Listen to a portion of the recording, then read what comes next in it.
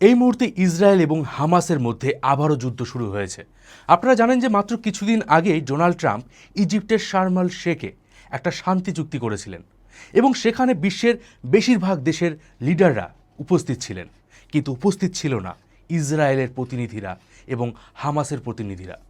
সে সময় অনেকে ভেবেছিলেন যে এই শান্তি চুক্তি বেশি দিন লং লাস্টিং হবে না। আর আজ এই যে ইসরায়েল এবং হামাসের আবারও যুদ্ধ শুরু হওয়া, এটা কিন্তু তারই প্রমাণ। ইসরায়েল দাবি করছে হামাস শান্তি চুক্তি রক্ষা করছে না। তারা 15 জন হস্টেজেসদের ফেরত তো দিয়েছে, কিন্তু যে সমস্ত হস্টেজেসরা মারা গিয়েছিল তাদের দেহের অংশ তারা ঠিকঠাকভাবে ফেরত দিচ্ছে না।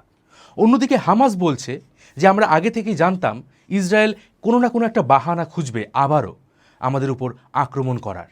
আর বলে দেই, এই মুহূর্তে অলরেডি প্রায় 68,000 মানুষ মারা গিয়েছেন গাজায়। তো প্রশ্ন হচ্ছে, এই যে কিছুদিন আগে ডোনাল্ড ট্রাম্প এত বড় একটা শান্তি চুক্তির আয়োজন করেছিলেন, এটা কি শুধুমাত্রই নোবেল প্রাইজ পাওয়ার জন্যই ছিল, নাকি প্রকৃতপক্ষে আমেরিকা শান্তি চায়? কমেন্ট বক্সে আপনার মতামত অবশ্যই জানান।